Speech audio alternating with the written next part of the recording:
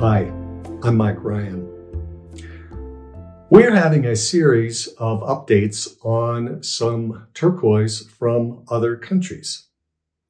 And while our focus is on turquoise in America, the turquoise from other countries remains an important part of the turquoise market in America.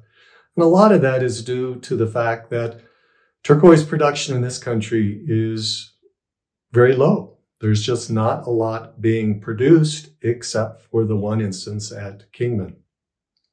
So today we're going to talk about Persian turquoise. Now, we call it Persian. Technically, it's from Iran, but because it's been such an important part of the history of turquoise and has been known as Persian from ancient times, we continue to call it Persian turquoise. The information on my update comes from Shahryar Zamansani. And Shahryar has a company called Top Turquoise.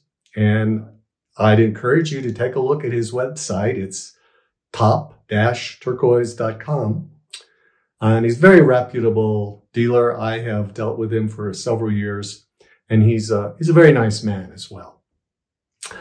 He comes from a long trading family, and they emigrated to Dubai following the Iranian Revolution.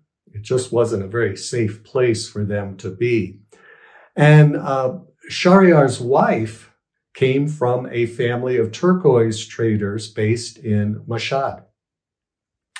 The two main areas of turquoise production, and one of them goes back a long time, and we're going to see exactly how long that is in the Khorasan province and is known as Nishabur, based on an old trading town that was on the Silk Road and has been involved in turquoise trading for many years.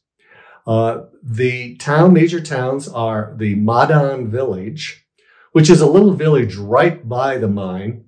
And as we're going to see, there's two names, one for upper and lower. Feruze is the next town in there. And of course, that's the Farsi name for turquoise. Nishabur. And then a little bit to the west of that is Mashhad.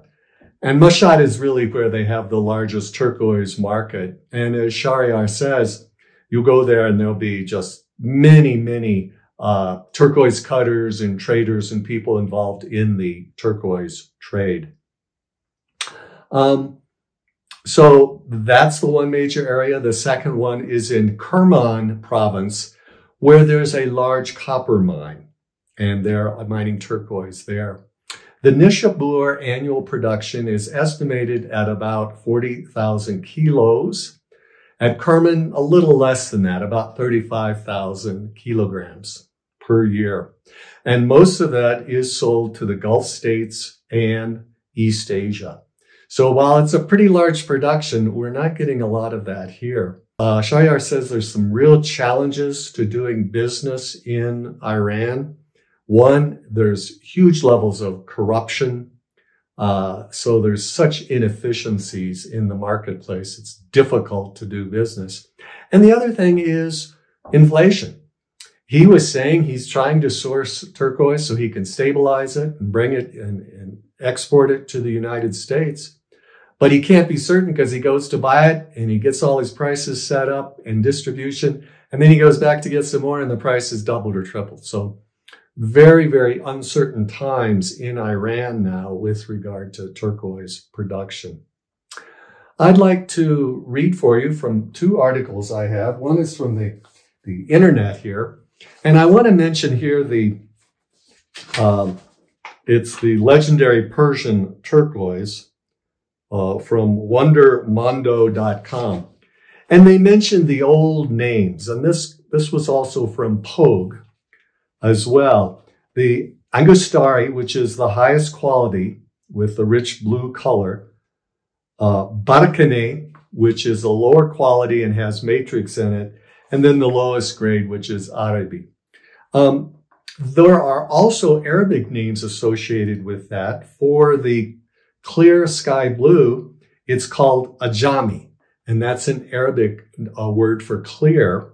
And Shajari, which means matrix. So those are really the grades that we're talking about. The other article I want to read from is this. It's Persian Turquoise, the Ancient Treasure of Nishabur. And this comes from Gems in Gemology, volume 57, number 3, which was the fall of 2021. One thing I didn't know, I always thought that the most ancient discovery of turquoise was in Egypt. And that was as early as 5000 BC during the first dynasty of the pharaohs. We're more familiar with later dynasty. I think it was third dynasty around 3000 BC because of all the turquoise that was found in the sarcophagus of King Tut.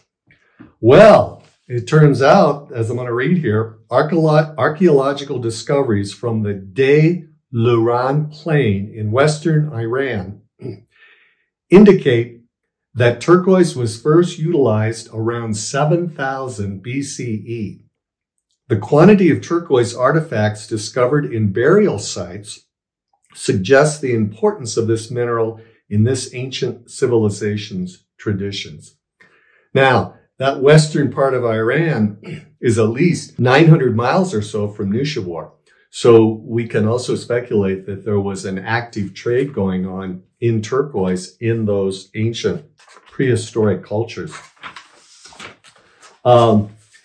They also mention here that the other important mines include the Bagu deposit in southern Semnan province and the Shari-e-Babak deposit in western Kerman province.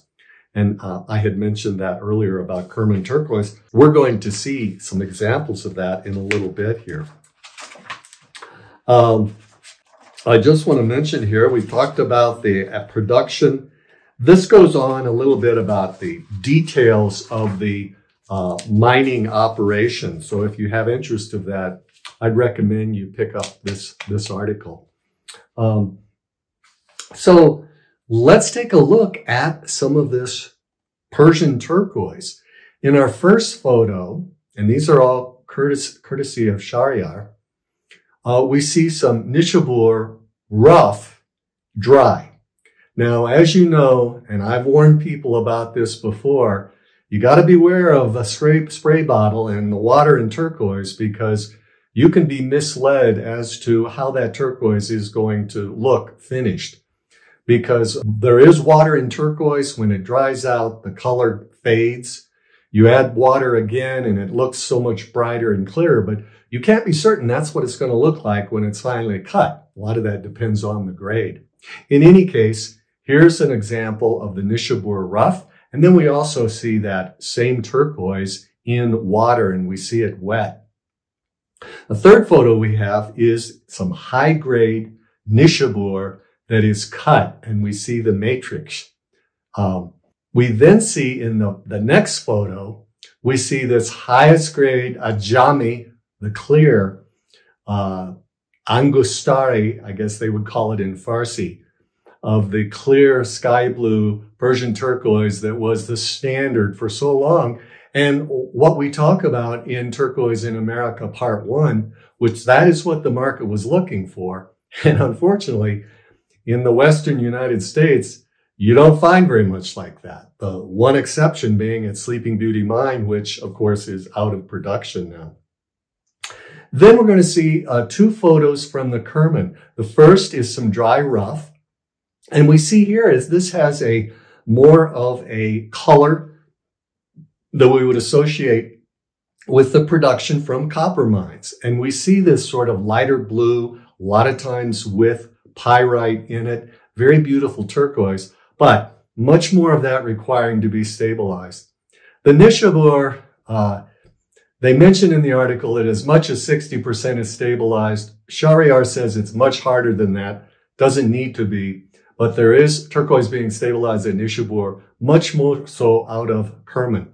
So when you are purchasing the Persian turquoise, you have to be very clear about your source to know whether it is in fact stabilized or natural. And we then see in the next photo a stabilized bead necklace. And you can see how that light blue has been darkened with the addition of the polymers in that stabilization process. So Persian turquoise has been an important part of the world turquoise market for many years. It will continue to do so, but there are challenges to that, and we'll just have to see how that's worked out in the U.S. marketplace.